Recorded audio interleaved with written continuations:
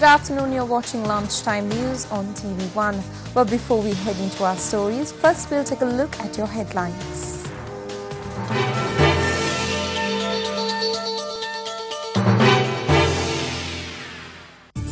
Unusual form sediments seen in farmland in Madagama, Bibile.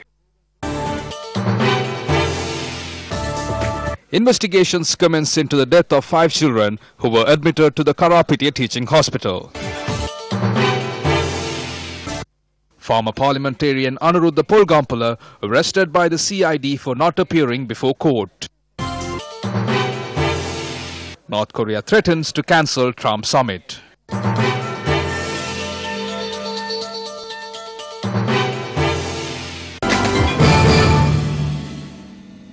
Into one of your leading stories now, farmers in the Madagama area in Bibila claim the foam was reported on a farmland in the area following the heavy rain. The foam had covered an area of around 10 acres.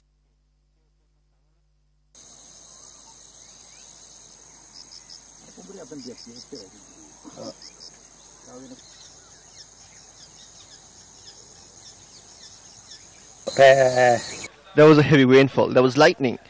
When I arrived at the farm in the morning, I saw that there was foam all around.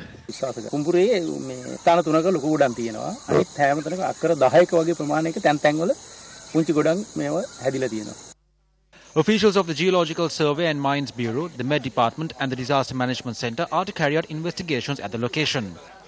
The Department of Meteorology says rainy conditions over the island and surrounding sea areas is expected to enhance. Showers or thundershowers will occur over most provinces of the island, particularly after 2 p.m. Showers will occur in the western and southern provinces and in the Putlam district during the mornings as well. Former parliamentarian Anuruddha Polgampala, who was serving a warrant for an alleged financial fraud in the North West Expressway project, has been arrested by the Criminal Investigations Department.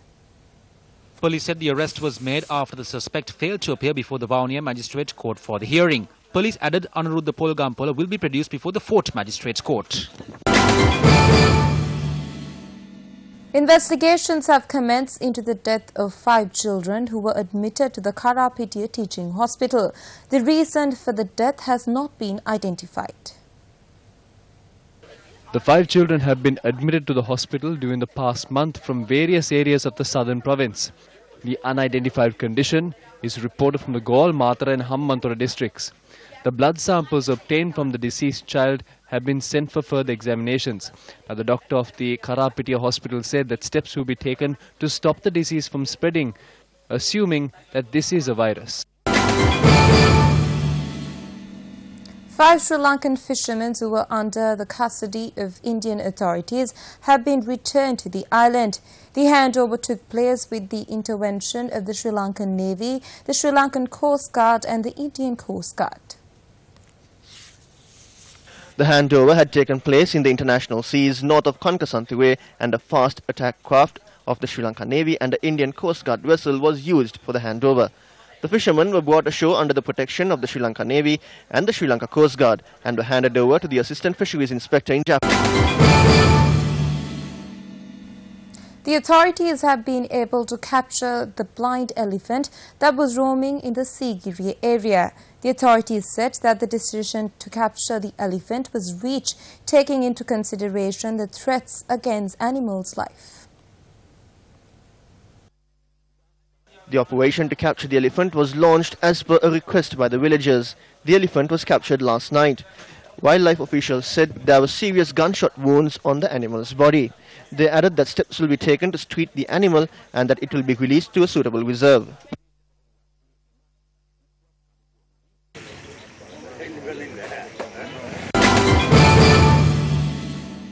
Six suspects have been arrested at the Paliagoda police station with a firearm and a stock of heroin. Police said the group had arrived at the police station claiming they are being chased by another group to shoot them. Thereafter, the police on suspicion and inspected the vehicle.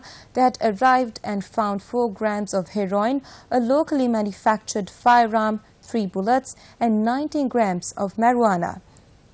The suspect aged 23, 25, 26 and 27 are residents of Calonia. The suspects are due to be produced before courts today.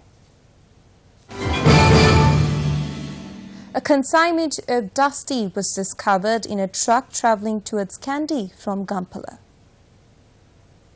Officers attached to the Valambada police carried out a raid based on a tip-off and seized 4,700 kilograms of dusty worth over 1.3 million rupees.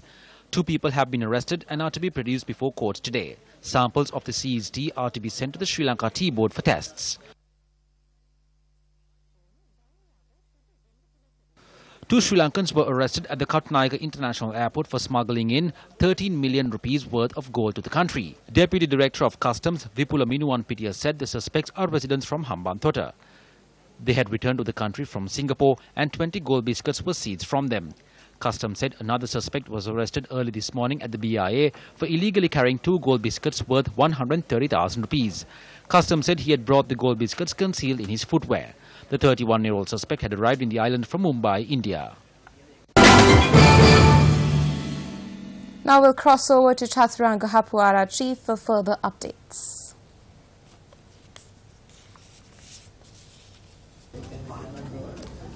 Thank you, Sarla. I'm going to give you a brief of what we have in store for you at our 9 primetime news bulletin. We're going to take you through what is happening at the cabinet media briefing that is currently underway at the Government Information Centre. Now, for a long period of time, professional institutions in our country, professional bodies in our country have been raising issues over the Singapore-Sri Lanka Free Trade Agreement. We are going to bring you another angle of the issues that have been highlighted by these professional bodies in Sri Lanka regarding the SLS FTA. We are also going to keep you updated about the death of the second rugby player who was admitted to a private hospital in Colombo following breathing difficulties, who passed away yesterday night. The postmortem of his demise will be conducted today, and we will have the details of that for you as well on our primetime news bulletin. In addition to the sports and local news, we'll keep you updated about what's happening across the country as well. There are issues pertaining to the relationship between North and South Korea and the United States of America and how these geopolitical powers play with each other. We'll keep you updated on all of these issues on our primetime news bulletin at 9 tonight. So stay with us, stay with News First.